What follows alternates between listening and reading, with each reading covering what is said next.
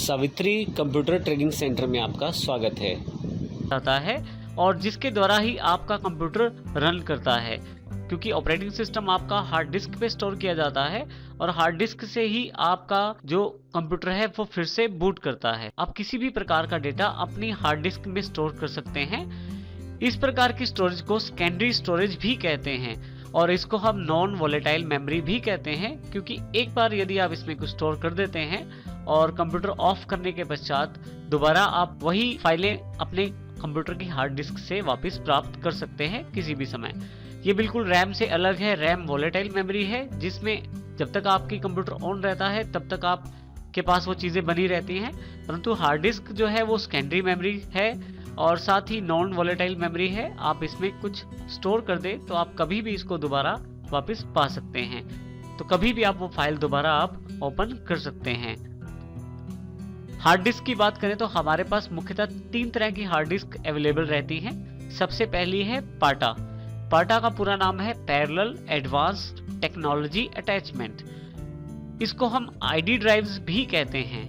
इसमें मुख्यतः 40 पिन रहते हैं जिसके द्वारा ये मदरबोर्ड के साथ कनेक्ट की जाती है।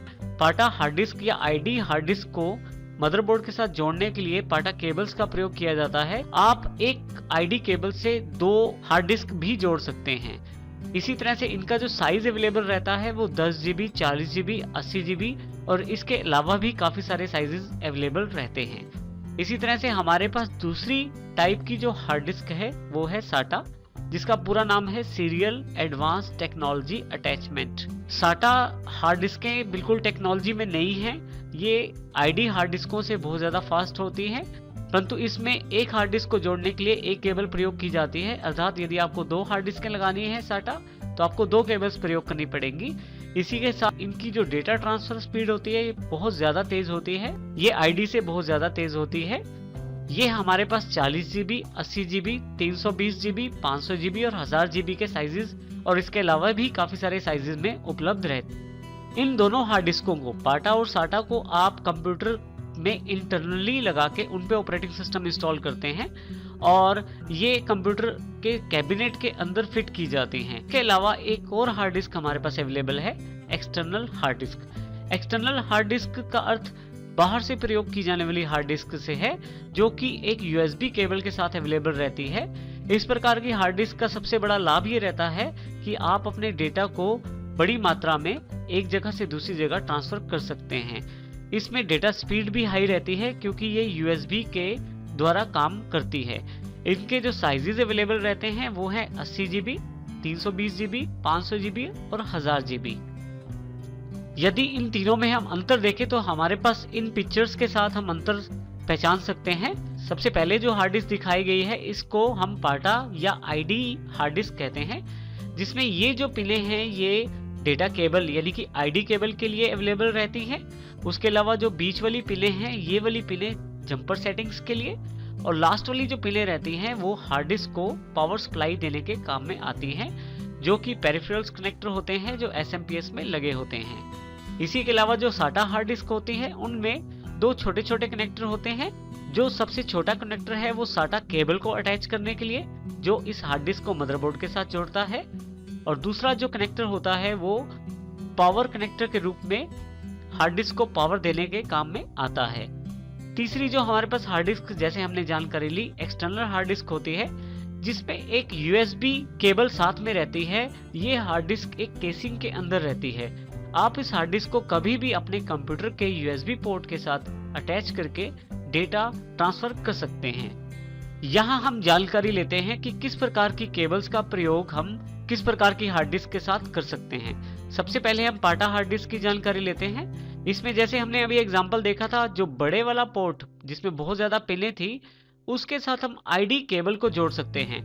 आईडी केबल कुछ इस तरह की होती है जिसमें आपके पास 3 कनेक्टर अवेलेबल रहते हैं। इन तीनों में से एक कनेक्टर तो मदरबोर्ड के साथ जोड़ दिया जाता है, बाकी 2 कनेक्टर्स में आप 2 हार्ड डिस्क लगा सकते हैं या एक हार्ड डिस्क या एक डीवीडी राइटर लगा सकते हैं। इस तरह से आईडी केबल आपकी आईडी हार्ड डिस्क को मदरबोर्ड के साथ जोड़ने का कार्य करती है। और दूसरे आपके पास जो पेरिफेरल कनेक्टर्स होते हैं जो पाटा पावर केबल के रूप में प्रयोग किए जाते हैं, उनको कुछ इस तरह से हम हार्ड डिस्क के साथ लगा सकते हैं यदि आप यहाँ ध्यान दें तो रेडिश साइड इनसाइड है दोनों तरफ। यहाँ भी डेटा केबल पे रेडिश साइड और यहाँ पे पावर केबल पे रेडिश साइड इनसाइड है।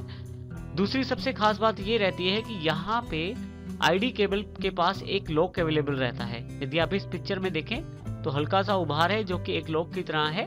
बिल्कुल हार्ड डिस्क में फिट करने के लिए यहाँ पे एक होल रहता है। जब आप इस केबल को हार्ड डिस्क के साथ लगाते हैं तो उस होल और इस उभार का ध्यान रखते हुए आप दोनों को जोड़ सकते हैं। नेक्स्ट हमारे पास जो दूसरी हार्ड डिस्क है वो है साटा हार्ड डिस्क। साटा हार्ड डिस्क में फिर से दो केबल्स का इस्तेमाल किया जाता है, जिसमें सबसे पहली होती है साटा डेटा केबल। इसका एक सिरा हम हार्ड डिस्क के साथ जोड़ते हैं और दूसरा सिरा जो है मदरबोर्ड के साथ जोड़ते हैं, जिसके साथ हम इस हार्ड डिस्क को मदरबोर्ड के साथ जोड़ सकते हैं। इसी तरह से साटा पावर कनेक्टर भी अवेलेबल रहता है। जो बड़े वाली साइड है वो पावर कनेक्टर को रिप्रेजेंट करती है और आप इस पावर कनेक्टर के साथ ही हार्ड डिस्क को पावर दे सकते हैं, जिससे कि हार्ड डिस्क कार्य करती है। साटा केबल्स को कनेक्ट करते समय एल शेप का ध्यान रखना चाहिए। आपके पास साटा डेटा केबल और साटा पावर केबल दोनों में एल जैसी शेप बनी होती है और वैसे ही शेप आपके पास हार्ड डिस्क में भी बनी होती है। तो शेप का ध्यान रखते हुए आपको ये कनेक्टर लगाना होता है। अब हम बात करते हैं हार्ड डिस्क ड्राइव जो कि पाटा केबल्स में जंपर सेटिंग्स होती हैं। अब हम जानकारी लेते हैं जंपर सेटिंग्स की। जो हमारे पास IDE हार्ड डिस्कें अवेलेबल रहती हैं, जिनको हम पाटा हार्ड डिस्क भी कहते हैं, उनमें जंपर सेटिंग्स के लिए बीच में कुछ पिन्स अवेलेबल रहती हैं। इनमें आप जंपर लगा के हार्ड डिस्क की सेटिंग्स को चेंज कर सकते हैं। हार्ड डिस्क मुख्यतः दो तरह से प्रयोग की जा सकती है, मास्टर या स्लेव। यदि आप जंपर को पहले दो पिनों के साथ जोड़ते हैं, जैसा कि इस तस्वीर में दिखाया गया है, तो आप इस हार्ड डिस्क को मास्टर की तरह प्रयोग कर सकते हैं।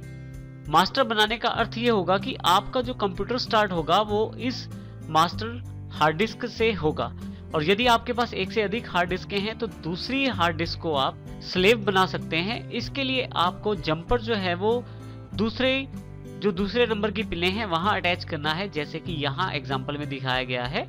यहाँ पे खास बात यह है कि जो आपकी मास्टर ड्राइव रहती है, आपका कंप्यूटर उस मास्टर ड्राइव से बूट करता है, जबकि जो आपकी स्लेव ड्राइव रहती है वो साथ में as a second hard disk जुड़ी रहती है। कंप्यूटर ऑन होने के पश्चात आप मास्टर और स्लेव दोनों की ड्राइव्स देख सकते हैं। आप चाहें तो इनमें डेटा ट्रांसफर भी कर सकते हैं। यहाँ एक बात इंपॉर्टेंट रहती है कि आपकी जो हार्ड डिस्क है उनकी जो मास्टर और स्लेव की सेटिंग्स होती हैं वो एक लेबल के रूप में आपकी हार्ड डिस्क पे चिपकी रहती हैं। यहाँ जो सेटिंग्स दिखाई गई हैं ये एग्जाम्पल के तौर पे हैं। आपकी हार्ड डिस्क की सेटिंग्स अलग हो सकती हैं। ID हार्ड डिस्क में इंस्ट्रक्शन पेज को अवश्य पढ़ें ताकि आप जंपर को सही तरीके से कनेक्ट कर पाएं।